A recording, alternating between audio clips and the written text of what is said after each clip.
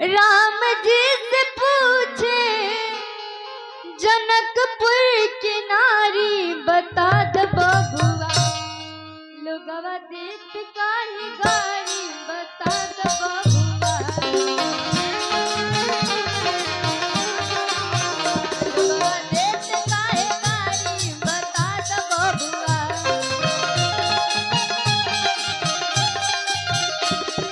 राम जी से पूछे जनकपुर के नारी, बता द बबुआ लोगवा देत काहे गारी, बता द बबुआ लोगवा देत काहे गारी, बता द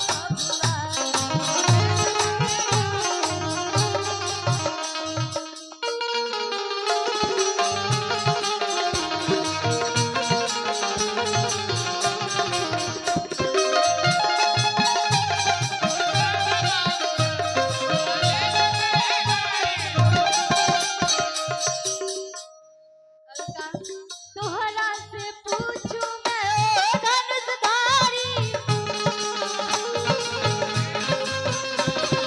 तोहरा से पूछूं मैं ओ धनुषधारी,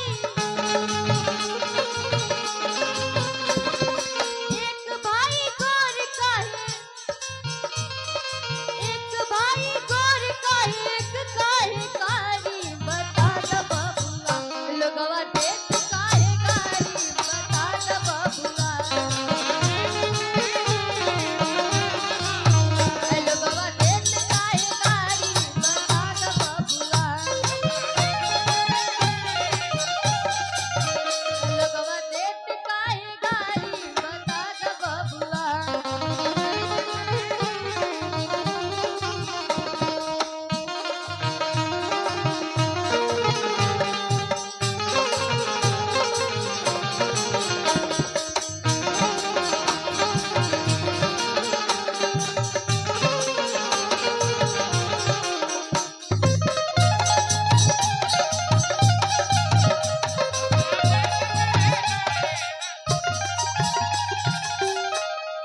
ए बूढ़ा बाबा के पकल पकल गाड़ी,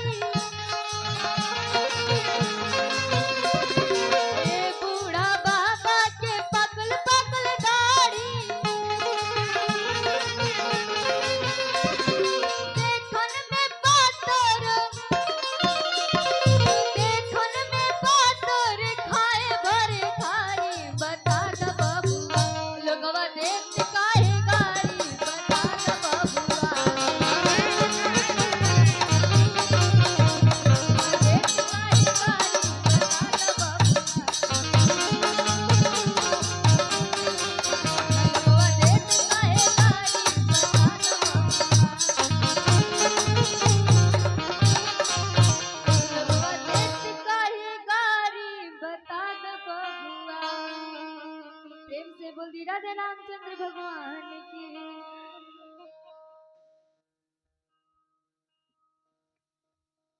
चलिए गोलादारी से सेवा रही।